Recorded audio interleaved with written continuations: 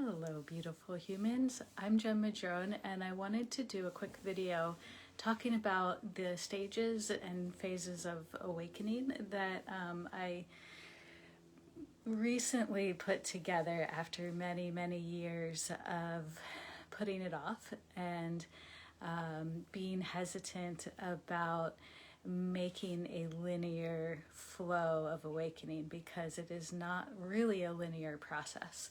But there are many stages and phases of the process that are similar for many people and do seem to go in order, kind of.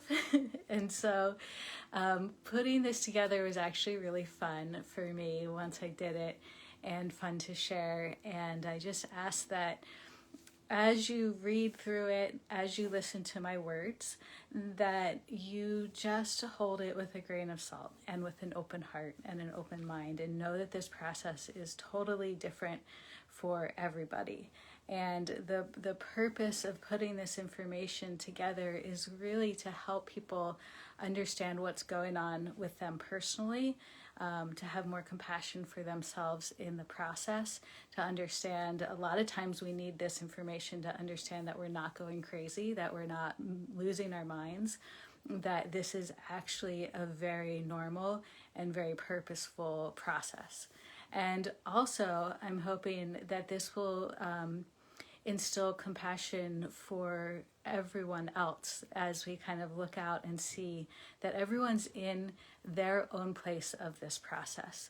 Some people might not have even seemed to appear to begin the process, or are dancing on the edge, and having compassion for them as well, because there's no finish line. We're not better if we're at the beginning of the process or the end of the process or the middle of the process. This is just a very personal, transformational process that allows us to heal, grow, and transcend so much of the trauma and pain that we've experienced in our lives. And so this isn't about qualitating it or making you feel like you're not far enough along in the process. This is just to give you a clear understanding of what's going on for you personally, and kind of what you can expect, or when these things come up, you can realize like, okay, this is this part of the process, and the reason that this part of the process is a part of my experience is for the transformation, for the growth, and for the healing.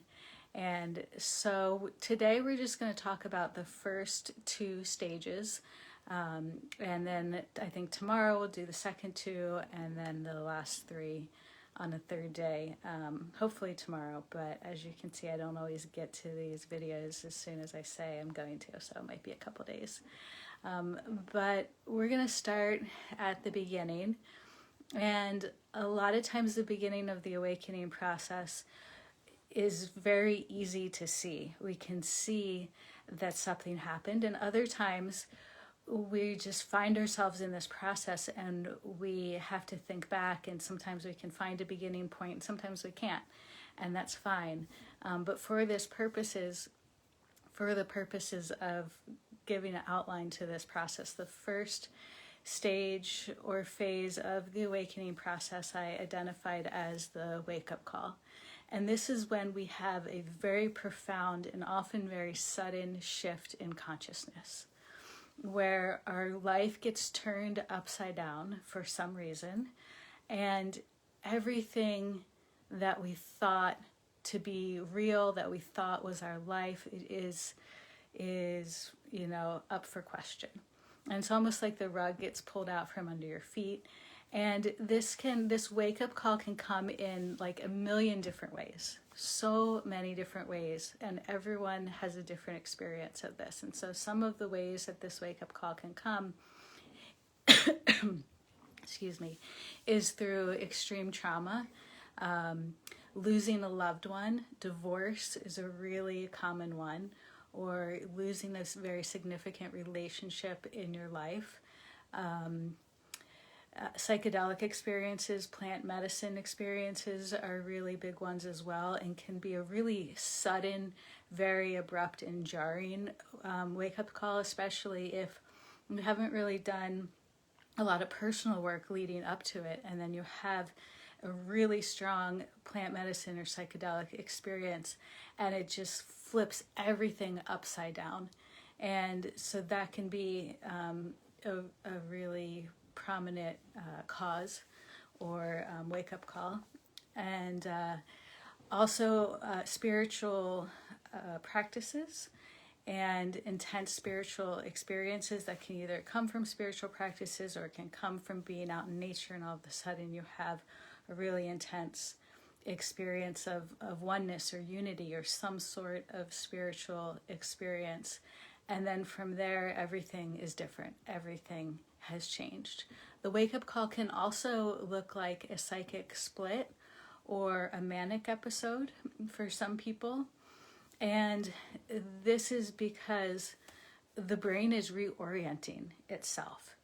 And it looks totally different from normal reality. And some people can, if you don't know what's going on, you can think, no, this person is going crazy. And oftentimes people get institutionalized or get put on meds or go into the psych ward or whatever when they're actually having a spiritual awakening and not really a mental split, because they can look really similar. And so that's another cause, a wake-up call cause.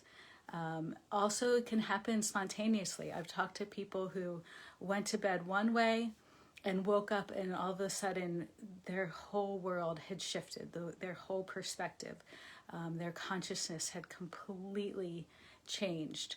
And that can look like, for some people, it was like they were floating above their bodies, like they were in another dimension. It's so different for everyone, but for some people, it just happens, and they hadn't been pursuing a spiritual path, and they hadn't been pursuing awakening. A lot of them didn't have any idea what it was, and it just happens. And so this wake-up call can happen in so many different ways. It's also possible that it doesn't look like anything outwardly, but inwardly you feel such a huge, complete shift. And I often describe this wake-up call like it feels like the universe has grabbed you by the ankles and is like hanging you upside down from like the top of a building and like shaking you, because it just feels like there's nothing to hold on to. Everything is upside down. You're literally upside down. And this wake-up call is just the beginning. Oftentimes, if it's a really intense experience, especially an intense spiritual experience, an intense experience of oneness, an intense plant medicine experience, we feel so elevated and lifted and changed by it, which we are, but it's easy to feel like that's the whole experience. Like, oh, I did it. I'm done. I had this experience. It was amazing. It was samadhi. I figured it out. That's it. Well, it's just the beginning. So the wake-up call is the very beginning. And one thing I want to say about the wake-up call, when it comes from trauma, like divorce or losing a loved one or going bankrupt can do it. All sorts of, shifts that happen in our physical life suddenly that are traumatic. The way that it's different from other traumatic events in our life, we may have gone through a lot of trauma in our life, and suddenly there's the one divorce or the one thing that happens or the one death in the family that shifts our consciousness so profoundly that we're never the same again. And we may ask, like, well, why didn't that other trauma shift it? And the question is, we don't know why. Maybe you just weren't ready. But the difference is, that when it is an awakening experience, when it is a wake-up call, it feels different internally. Even though your whole world is falling apart, inside you've seen a different reality. Inside you've seen that things are different than the way you thought they were. There's something that shifted, whether you had a very spiritual experience or whether there's just this knowing of like, oh my God, like everything is falling apart, and yet here I am, and there's something different coming, and there's something better coming. And so the difference between a traumatic experience that inspires an awakening process and one that doesn't is just how it feels. It's just what else it's bringing with it. So that's the underlying tone to the wake-up call, no matter how traumatic, stressful, or violent it might feel to your system. The underlying feeling is that there is something brighter, lighter, and different coming in with this experience. And that can look different to everybody. So from the wake-up call, we have this experience that may last seconds, it may last months. It's so different for everyone, especially if it's something traumatic that happens in our life, then it's playing out often over years. However, after the wake-up call, there's no going back. Once we've seen reality with different eyes, once we've had this consciousness shift, there's no going back to our old life. And so after that initial shock or bliss episode or whatever it is starts to wear off, we may think like, okay, it's done, we can go back to our lives, but no, that's not how it works. And so that's when we start to go into phase 2. And like I said, this isn't linear. These phases can overlap. It can even be the rabbit hole that causes the awakening experience. So phase 2, I'm calling the rabbit hole, and is when we start to pierce the illusion of this life, of this reality. And sometimes when people are just kind of curious and start to go down that rabbit hole, just looking for information, that can cause the awakening process. So that's an example of how they can switch, and they're not always in exact order.